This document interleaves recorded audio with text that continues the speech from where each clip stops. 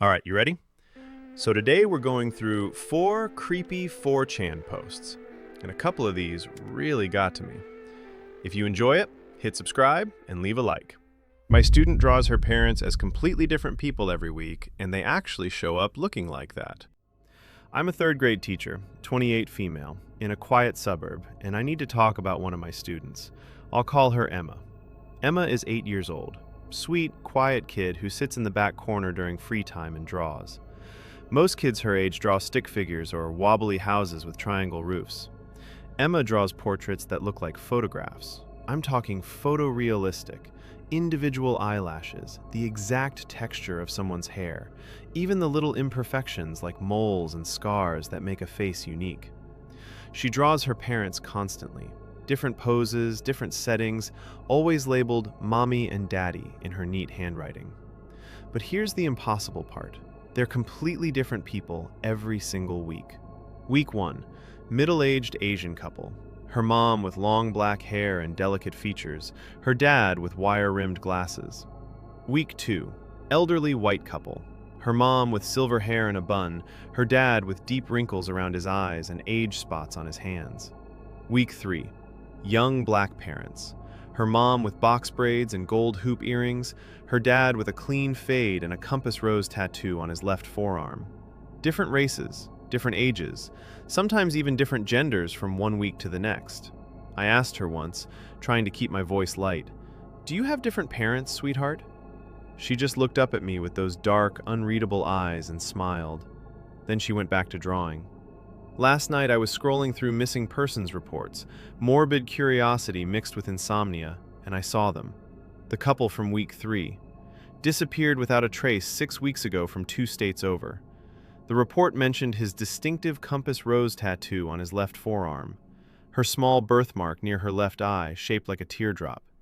I pulled out Emma's drawing from 3 weeks ago, the one I'd photographed on my phone before she took it home. The birthmark was there, exact same spot. Exact same shape. They had been missing for 6 weeks before Emma ever drew them. The pattern was real. I started photographing every drawing Emma made, discreetly during cleanup time when she wasn't looking. I kept them all on my phone with timestamps. Monday of week 4, she drew a new set of parents, Hispanic couple this time. The woman had warm brown eyes and a small scar through her left eyebrow. The man had salt and pepper stubble and laugh lines around his mouth. Emma drew them holding hands, both wearing wedding rings with an intricate Celtic knot pattern. That afternoon at pickup, I positioned myself near the carpool line with my clipboard, pretending to check attendance. A silver Honda pulled up to collect Emma. The woman driving had warm brown eyes and a scar through her left eyebrow. The man in the passenger seat had salt and pepper stubble and laugh lines. When he reached back to help Emma with her backpack, I saw his wedding ring. Celtic knot pattern. I felt my hands go numb. The next week, Emma drew an elderly Indian couple. Thursday pickup, that exact couple arrived in a blue Camry. The week after that, she drew young white parents covered in tattoos. They showed up Friday in a pickup truck, matching down to the woman's sleeve of roses and the man's neck tattoo. I tried every rational explanation. Foster care system? But no foster system rotates parents weekly with such precision. Extended family taking turns? That doesn't explain the complete physical transformations. Witness protection? For an 8-year-old? Nothing fit. Last Tuesday, I went back through Emma's enrollment paperwork to find contact information for the elderly white couple from week 2. I wanted to ask them directly what was happening. The file showed different names than I remembered, different emergency contacts, different signatures, like the paperwork had been rewritten. I called the number listed for week 1's Asian parents. Disconnected. No forwarding information. I drove to the address on file, an empty lot where a house should have been. My GPS insisted I had the right location. They weren't rotating parents. The previous ones were just gone, like they had never existed at all. She had to tell someone. I told Miss Chen over lunch yesterday. She teaches 4th grade next door, and we've been friends since I started here 3 years ago. I showed her everything on my phone. The drawings with timestamps, the photos I'd snapped of the actual parents at pickup, the missing persons report. She went pale. "This is impossible," she said, scrolling through the images. "Are you sure you're not just... have you been sleeping okay? The stress of the school year..." I wanted to scream, but I understood. If someone showed me this without context, I'd think they were losing it too. Since then, I've been watching Emma during class. She knows. When I look over during free time, she'll glance up from her drawing and smile at me. Not a child's innocent smile, something else, something aware. This morning, I went to the main office and pulled Emma's enrollment file. The parent names change every week. Different signatures, different emergency contacts. The handwriting shifts, sometimes neat cursive, sometimes blocky print, sometimes shaky, elderly script. I asked the secretary, Mrs. Palmer, when Emma transferred to our school. She looked confused. "Emma's been here since kindergarten," she said. I checked with Emma's kindergarten teacher. She had no memory of Emma. I called the elementary school listed on Emma's original enrollment form from 3 years ago. They'd never heard of her. There is no previous school. There are no stable parents. There's just Emma in my classroom, drawing people into existence and erasing them when she's done. The internet had theories. "You're probably just seeing different relatives or family friends doing pickups. Kids mix up faces all the time." There are stories about kids who can draw things into existence. Usually ends badly for anyone who investigates. Be careful, OP. This sounds like a tulpa or egregore situation. The drawings might be giving form to something that shouldn't exist. Have you checked if Emma's parents have any public records? Social media? Employment history? Anything? I tried searching for them after the missing persons match. The couple from 3 weeks ago, the Hendersons, I found their Facebook pages. Last activity was the day before Emma drew them. The current parents have no digital footprint at all.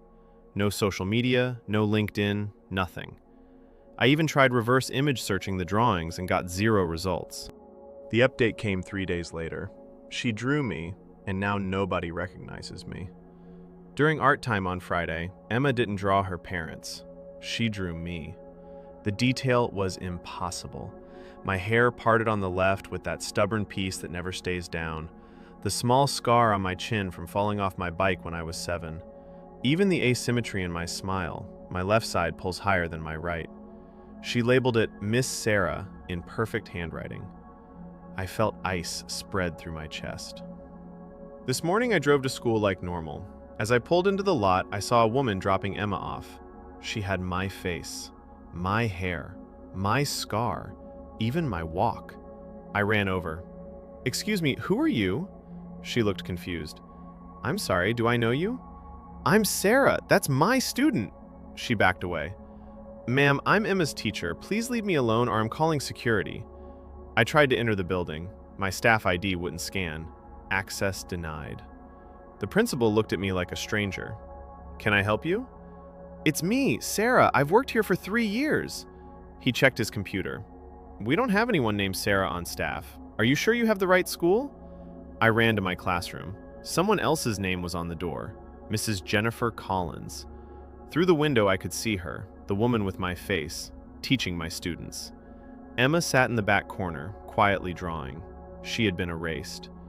I knew someone whose kid could draw the future. Not kidding. She drew their house burning down 3 days before the electrical fire. Get copies of those drawings now. Former teacher here, this warrants a CPS call regardless of the paranormal angle. An 8-year-old shouldn't have rotating guardians with no explanation. Document everything. CPS won't help if reality itself is being rewritten.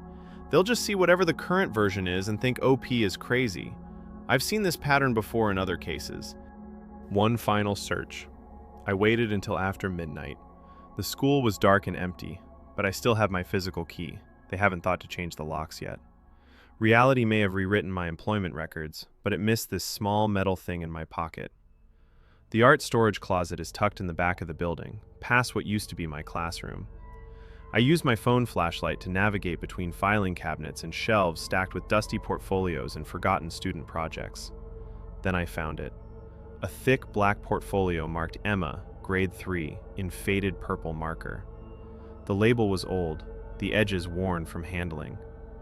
Inside were dozens of drawings, photorealistic portraits, each one rendered with that same impossible precision, all labeled with different teacher names: Miss Jennifer, Mr. Marcus, Ms. Rodriguez, Mrs. Kim, Mr. Patterson. Different faces, different genders, different ages, different races, but I recognized the style instantly. Emma's work, unmistakable. I flipped through them with shaking hands. Some were dated 2019. Emma should have been 4 years old then, maybe 5. Too young for 3rd grade. But here she was, in the same classroom, drawing the same kind of portraits. Each drawing showed the teacher standing in front of the same room, the same bulletin board in the background, the same desk arrangement, the same window looking out onto the playground. My classroom. Always the same classroom. Different teachers standing in it across years, but always room 12. I wasn't the first person Emma had drawn. I was just the most recent in a long line of people she'd erased and replaced. Through the classroom window, dawn was breaking. I watched as the new teacher, the woman wearing my face like a mask, wrote her name on the whiteboard. Students trickled in for the morning. Emma walked to her seat in the back corner, set down her backpack, pulled out her sketchbook. She looked directly at the storage closet window, at me standing in the darkness, and she smiled. Then she opened her sketchbook and started drawing again. Check if anyone else remembers the previous parents. Show the old drawings to other staff.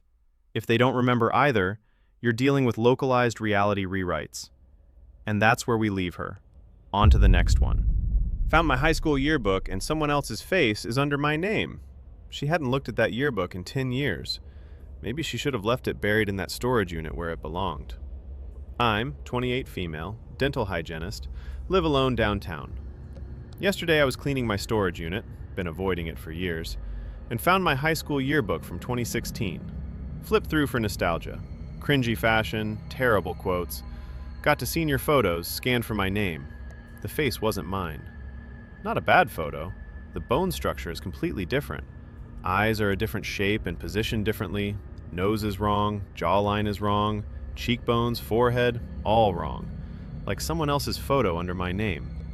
But the outfit is exactly what I remember wearing. Navy cardigan with pearl buttons, white shirt. I remember that morning. Mom fussing with my collar, me nervous about smiling too wide because I'd just gotten my braces off, the photographer telling me to tilt my chin up. I remember every detail. But that's not my face. I drove to my mom's house, showed her. She looked at the photo for a long time. "That's you, honey." Completely calm. I tried to explain. Cheekbones different, eye spacing wrong. The whole structure doesn't match. She got upset, angry, said I was playing a cruel joke. When I kept insisting, she asked if I needed to see a doctor. She thinks I'm having a breakdown. I'm staring at this yearbook on my coffee table. My name in black letters, the exact outfit, but not my fucking face. What is going on? Her mother's conviction was absolute. She stared at her daughter like she was looking at a stranger having a psychotic break. The face in the photo was a stranger's.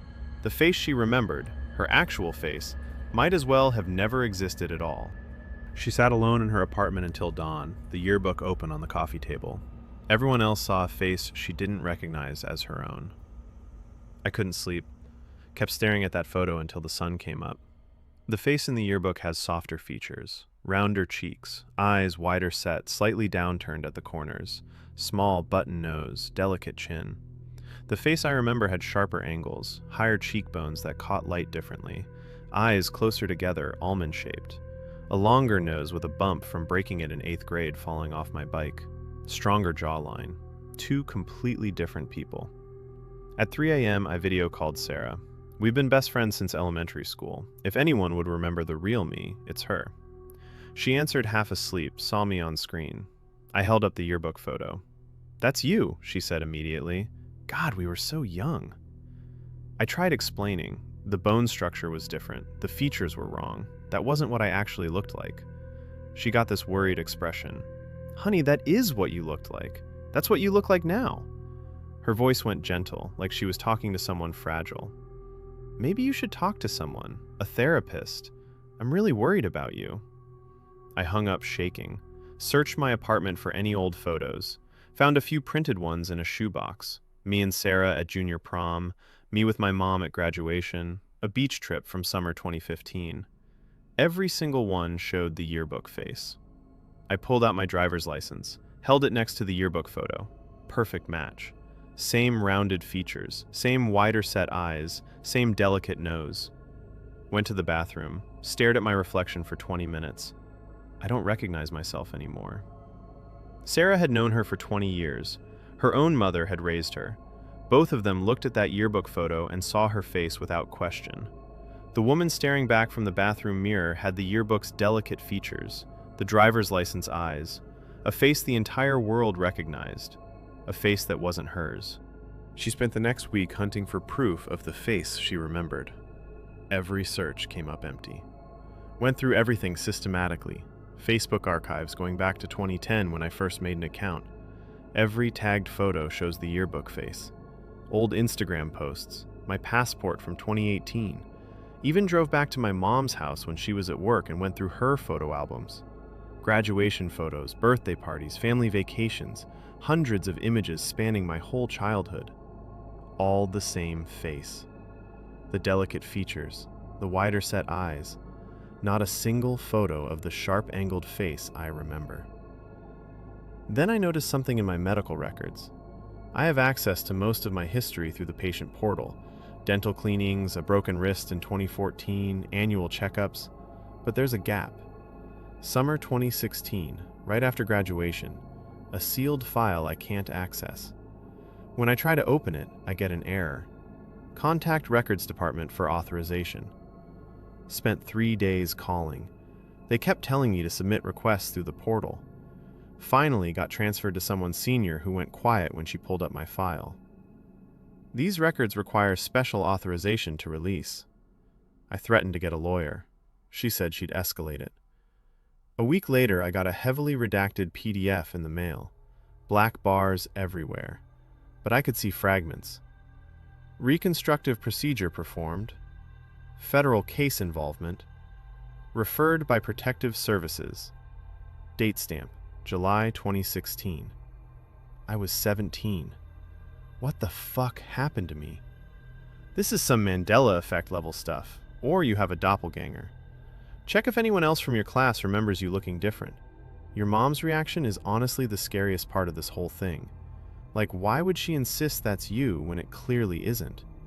Check if you have any scars from surgery you don't remember getting. Facial reconstruction leaves marks even with good surgeons. I checked after reading this and found a faint line along my jawline I always assumed was from a bike accident when I was a kid. Now I'm not sure what to believe about anything from my past. 3 words in a redacted file. Reconstructive, Federal, Protective Services. The face she remembered might not be a delusion after all. The truth had been sealed for 11 years. I called the number in my medical file, got a lawyer to send a formal request threatening legal action. 2 weeks later, a thick envelope arrived. Full medical file, no redactions. Facial reconstruction surgery, July 18th, 2016. 3 weeks after my high school graduation. The surgeon's notes are disturbingly clinical. Complete facial restructure performed to eliminate all identifying features. Patient served as key witness in federal racketeering case. Surgical intervention approved as mandatory condition of witness protection arrangement. Procedure included cheekbone reduction, rhinoplasty, chin augmentation, eye socket modification. There's a psychological evaluation attached, dated 2 days before the surgery. Patient exhibits acute trauma symptoms consistent with prolonged exposure to life-threatening environment.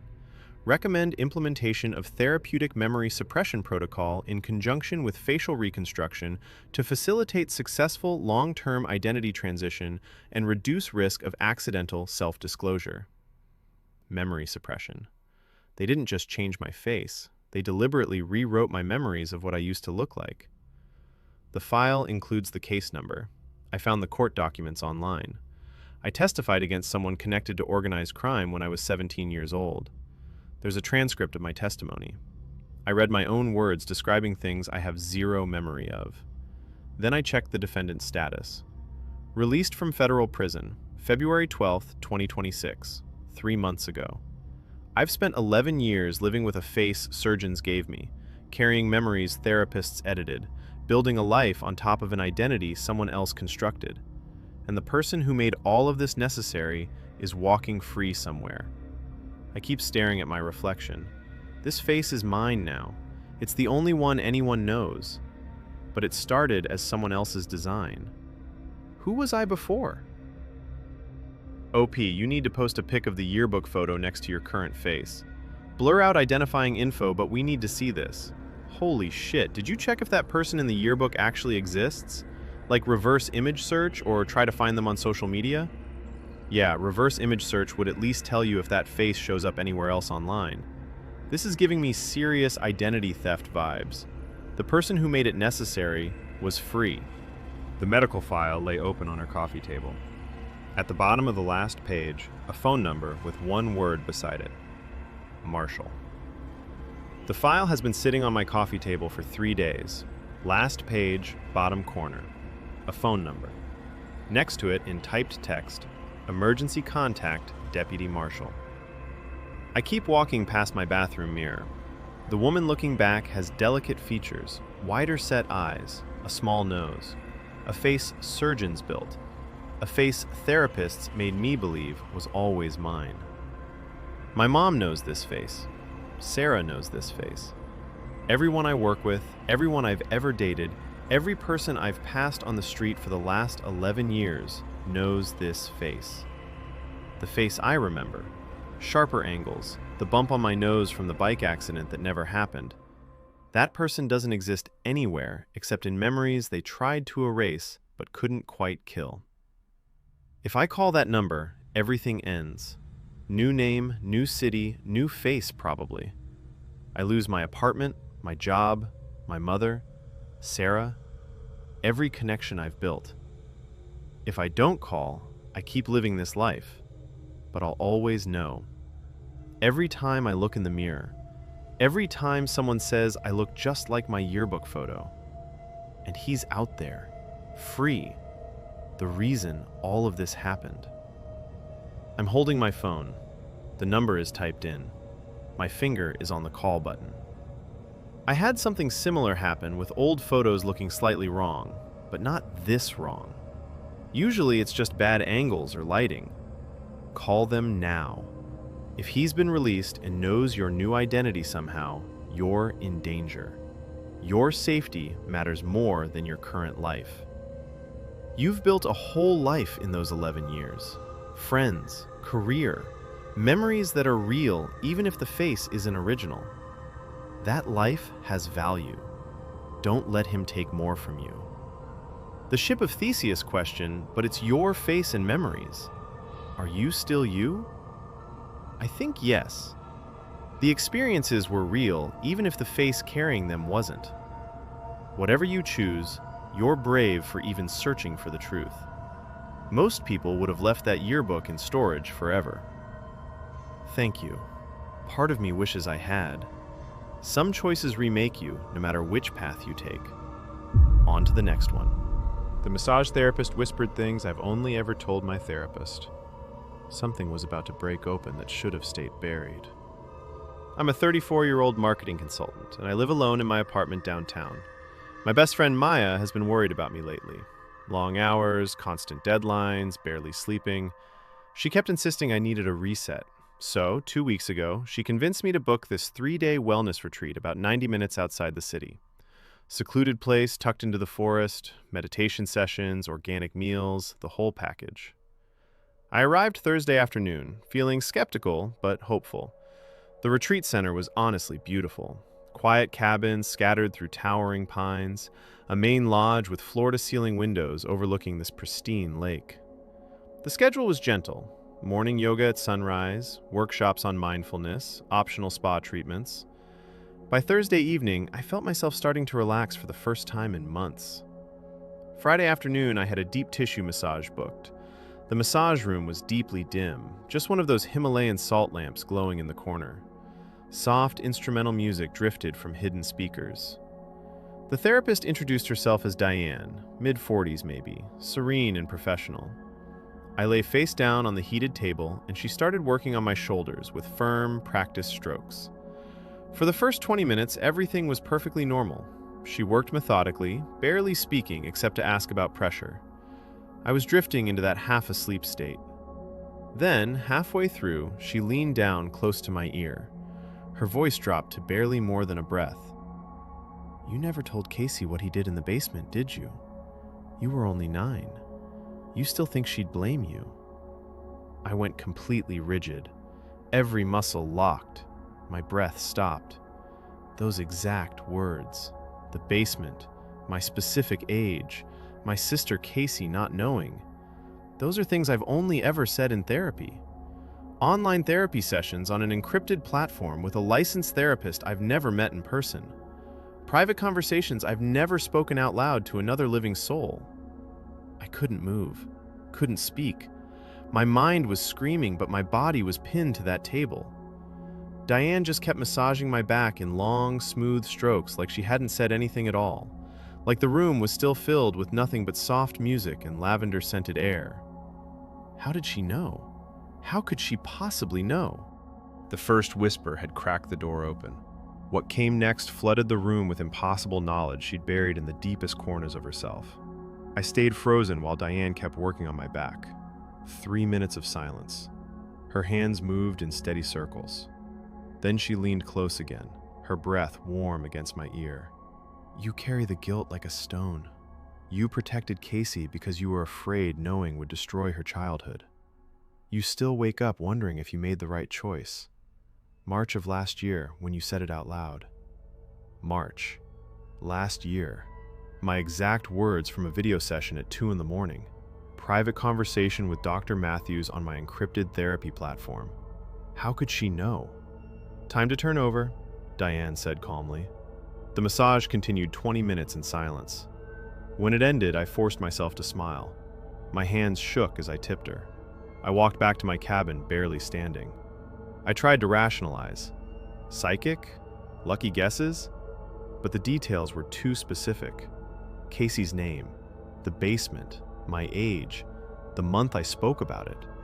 Those were facts only Dr. Matthews and I knew. I logged into my therapy platform. No security alerts, no breaches, sessions encrypted. I searched for news about data leaks. Nothing. Someone had access to my sessions. But how? Why whisper my trauma back to me? I barely slept. Every time I closed my eyes, I heard her voice. The paranoia settled in heavy with the darkness outside her cabin. Something deliberate was happening. Something carefully planned and impossible to explain. Sleep wouldn't bring answers that night, only more whispers echoing in the darkest corners of her mind, over and over until dawn. The morning brought no comfort, only the need for answers. Saturday morning, I went to the main lodge and found the retreat coordinator. I asked about Diane. Who was she? What were her credentials? The coordinator smiled warmly. "Diane is very intuitive. She picks up on energy. Many guests have profound experiences with her." That wasn't what I asked. I pressed for her full name, her licensing information. The coordinator's smile tightened. "I'll have someone get back to you with those details." No one ever did. I called Maya that afternoon from my cabin. "Why did you recommend this place specifically?" "You sound stressed," Maya said. "How was the massage yesterday? Did you have any breakthroughs?" Breakthroughs. That word stuck in my throat. "Why are you asking about that?" "I just want to know if you opened up. You carry so much inside. Did the massage help you release anything?" Red flags everywhere. Maya never talked like this. She was pushing too hard, fishing for something specific. I got off the phone and searched for Diane online. Nothing. No license verification, no professional profiles, barely any digital footprint. So I posted here asking if my therapy platform could have been hacked, because I can't explain how else a massage therapist at a wellness retreat knew things I've only ever said in encrypted therapy sessions. Did you say anything to the therapist in the moment? I can't imagine how violated you must have felt lying there, unable to move. I completely froze. She kept massaging like nothing happened, and I convinced myself I'd misheard for about 30 seconds. Then she whispered the name of my childhood street, something that's not on any public records. I got up, put my robe on, and left without saying a word. My hands were shaking so badly I could barely tie the belt. This is a massive HIPAA violation if you're in the US. Your therapist could face criminal charges, not just lose their license. Document everything. I've read about confrontational therapy cults that believe forcing people to face trauma without consent is healing. This sounds like that playbook. Absolutely horrifying. The truth would turn out to be worse than any data breach. I found out who gave them my sessions. I called my therapy platform Monday morning to report a potential breach. The rep went quiet when I mentioned Dr. Matthews by name, transferred me to legal. Dr. Matthews lost his license 6 months ago for ethics violations. The platform terminated him but never notified clients, just reassigned us to new therapists without explanation. I called Maya that night, asked point blank if she knew him. Long silence. Then she broke. She's been dating Dr. Matthews for 8 months, my former therapist. Maya convinced him to give her my session transcripts because she thought a confrontational healing intervention would force me to process my trauma. She believed if someone confronted me with my own words in a vulnerable state, I'd finally break through my defenses. Diane is Maya's cousin. Maya fed her my most private moments and trained her exactly what to whisper and when. "I only wanted to help," Maya kept saying. "You carry so much pain. I thought if you heard it from someone else in a safe healing space, you'd finally let it go." Safe. Healing. She weaponized my trauma. My best friend turned my deepest wounds into a script for her cousin to perform during a massage I was supposed to trust. The whispering during massage is calculated psychological warfare. You were in a relaxed, suggestible state. They knew exactly what they were doing. Some wellness retreats buy leaked patient data from dark web markets. They call it personalized healing, but it's predatory targeting of vulnerable people. This exactly. They frame privacy violations as intuitive healing or energy work to avoid accountability. It's a massive industry with zero oversight. The path forward wasn't about justice. It was about survival. I reported Dr. Matthews to law enforcement Tuesday morning. Unauthorized disclosure of medical records. Criminal invasion of privacy. I filed formal complaints with the therapy platform and the state licensing board. Provided screenshots of Maya's confession, call logs, the timeline showing when she started dating him versus when my sessions were active. I blocked Maya completely. Phone, social media, email, everything. Within hours, she started messaging through mutual friends. Dozens of texts, all saying the same thing. "I'm choosing trauma over healing. She broke through my walls and now I'm punishing her for caring. She was only trying to save me from myself." I haven't responded to any of them. Finding a new therapist is painful. Every time I consider telling my story, I freeze, wondering who else might hear it, who else might use it. Therapy was supposed to be the one place I could speak freely without consequences. That safety is gone. Maya destroyed it. The betrayal from my best friend hurts, but what keeps me awake is knowing my most vulnerable moments became a script for her cousin to perform while I lay helpless on that massage table. This wasn't healing. It was violation disguised as wellness, my trauma weaponized in the name of helping me. Some wounds don't close easily. What Maya did wasn't healing. It was weaponized violation. She turned your safest space into a trap. You're absolutely right to cut her off completely. I specialize in betrayal trauma recovery. What you're feeling, that inability to trust therapy again, is completely normal after this kind of violation. Resources for trauma-informed therapists who understand this. You will heal, but be patient with yourself. I'm a licensed therapist, and what Dr. Matthews did is criminal. The confidentiality breach alone ends careers. But weaponizing your trauma for a staged intervention is psychological abuse. You deserve real healing. On to the next one. I was tagged in a group photo from 6 months ago, and I don't recognize a single person in it. 6 months was not long enough to forget 12 people. I don't know how to explain this without sounding insane, but I need to write it down. This morning, I woke up to a Facebook notification. Someone tagged me in a photo from November 2025. Uploaded yesterday, but the photo itself is dated 6 months ago. The picture shows me sitting in what looks like a community center meeting room. Beige walls, fluorescent lights, those cheap stacking chairs. 12 other people arranged in 2 rows, all smiling at the camera. I'm in the front row, third from the left, wearing a burgundy sweater I definitely own. My hair is pulled back the way I always wear it when I'm working. I have absolutely zero memory of this photo being taken. I don't recognize a single person in it, not one face. I don't remember being in that room. I don't remember that day at all. I immediately tried to untag myself. Within minutes, 3 different people from the photo sent me direct messages, all variations of the same thing. Why are you pretending not to know us? Is this some kind of joke? Are you okay? Should we call someone? One of them, a woman named Jennifer, sent me this. If you're having some kind of episode, please reach out to us. We're all genuinely worried about you.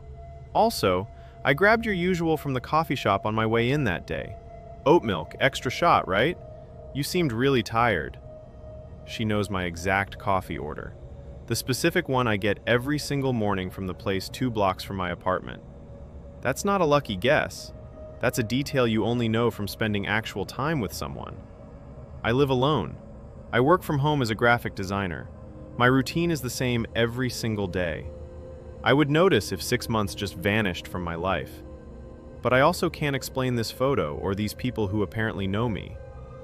By noon, 7 more messages had arrived, all from people in the photo, all hurt and confused, all referencing specific conversations we'd apparently had, inside jokes, vulnerable moments we'd supposedly shared together. I don't remember any of it, not 1 second. One of them knew exactly how she took her coffee. The faces kept staring from the screen, familiar strangers, every one. She started looking for the gaps in her own timeline. I spent the afternoon going through every record I keep. Google Calendar, my physical planner, the work journal where I track client notes and deadlines. Everything from November 2025, the time period when that photo was supposedly taken. The entries look completely normal. Client meetings on Tuesday afternoons, grocery runs on Saturdays, a dentist appointment, notes about what I ordered for dinner. But there are gaps, whole afternoons with nothing written down at all. Not unusual for me when I'm between projects, except now I'm wondering what I was actually doing during those blank hours. The messages haven't stopped. 14 people from that photo have contacted me now. They're getting more personal, more hurt. A man named Robert sent me this last night. That night we talked about your childhood, about why you don't speak to your parents anymore. That was real. You trusted us with that. Why are you acting like we're strangers now? I haven't spoken to my parents in 4 years. That's not public information. That's not something you could guess or look up. That's something I would have told someone face to face during a deep, vulnerable conversation. A conversation I have absolutely no memory of ever having.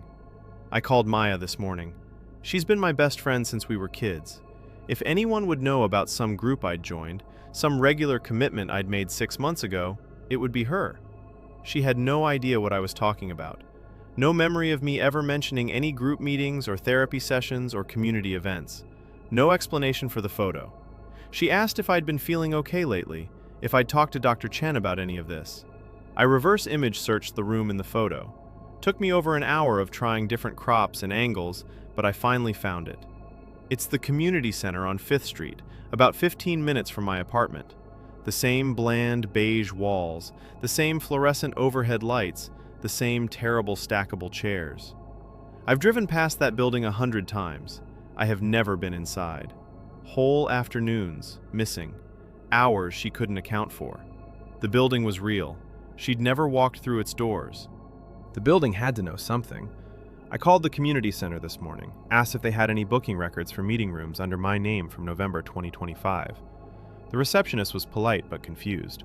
No records at all. She checked twice. No reservations, no walk-in logs, nothing with my name attached to that date or any date around it. The messages keep coming. 22 people now. They're not just hurt anymore. They're worried about me, like I'm having some kind of breakdown right in front of them. A woman named Lisa sent me details about a panic attack I apparently had during one of our meetings. She described exactly what I do when I'm spiraling. The specific way I breathe, how I press my palms flat against my thighs, the fact that I count backwards from 10 in my head. Those are coping mechanisms my therapist taught me years ago. Private things. Then this afternoon, someone named Marcus messaged, "I know you're scared right now, but we talked about this exact fear in session 7, the fear that your memory couldn't be trusted. Remember what Fuck said, you're not losing your mind, you're just processing trauma in your own way." Session 7, not meeting 7, not group 7, session. That word shifted something in my head. The whole dynamic of these messages, the way they reference vulnerable conversations and deep personal details, the structured feeling of it all, it feels exactly like group therapy, like peer support sessions. But I've never been in group therapy. I see Dr. Chen one-on-one every other week. That's it. I downloaded the photo to my computer and started enhancing it, zooming in on every face, every corner of the background, looking for anything that might explain this. The resolution is terrible, but I kept pushing it, kept trying different filters and sharpening tools. I'm still going through it now. There has to be something in this image I'm missing. The replies arrived fast. "Have you checked your phone's location history from that date? If you were really there, it should show up. This could still be an elaborate Photoshop job. Have you talked to anyone you trust about whether you seemed off or different 6 months ago? Your friend or family might have noticed changes in your behavior that you didn't. Do you have any history of dissociative episodes or memory gaps? I'm not trying to scare you, but this combined with them insisting you were there is really unsettling. I've had anxiety issues for years, which is why I started seeing my therapist. There was a rough patch around that time. I was exhausted, sleeping way more than usual, losing track of entire days. I chalked it up to burnout from a big client project. Now I'm terrified something else was happening and I just didn't notice." Something in the corner she'd overlooked. I found the intake documents from the sessions. I spent hours enhancing the photo last night, pushing the resolution until every background detail became clear. There's a figure in the doorway, partially obscured but visible if you know what to look for. Dark hair in a bun, glasses, clipboard.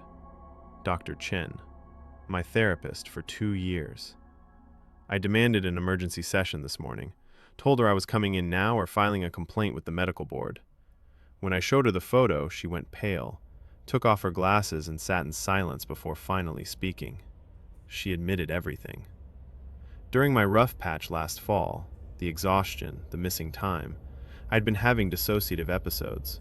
She enrolled me in an experimental peer integration therapy program without my informed consent. Weekly group sessions with other patients. I asked for the consent forms, any documentation proving I agreed to this. There wasn't any.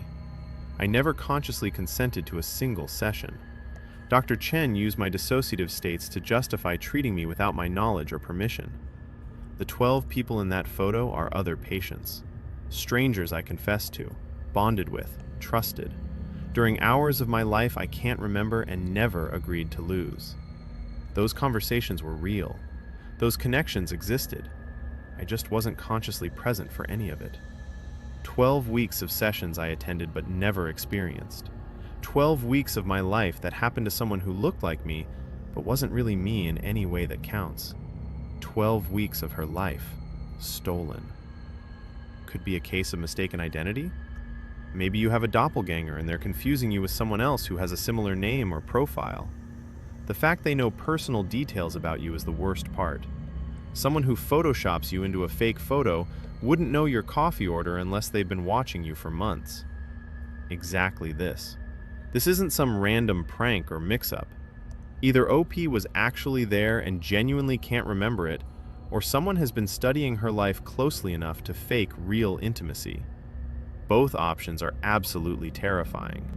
The proof was in the signatures. I demanded access to Dr. Chen's session records during our confrontation. She refused. I told her I'd subpoena them if she didn't hand them over voluntarily. She finally gave me copies of the intake forms. My signature appears on every single one. 12 weekly sessions documented from October through December 2025. Consent forms for participation in experimental peer therapy. I never signed any of them. The signatures are close, but they're not mine. The flourish on the R is wrong. The slant is too steep. I filed a formal complaint with the state medical board yesterday, submitted the forged documents, the photo, screenshots of the messages from people I don't remember meeting. 2 other patients came forward within 24 hours. both with nearly identical stories. Unexplained exhaustion during the same time period, missing blocks of time they couldn't account for, enrollment in Dr. Chen's program without their conscious knowledge or consent. The medical board suspended Dr. Chen's license pending investigation. The hearing is scheduled for next month. I know the facts now. I know what happened. But I'll never get those hours back.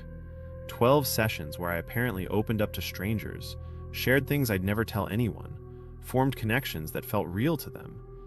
Conversations I had but never experienced. Confessions I made but don't remember making. The trust violation isn't something I can file away and move on from. My therapist, the person I trusted to help me heal, stole pieces of my life I can never recover. 12 weeks, gone forever. Download all your Facebook data through account settings.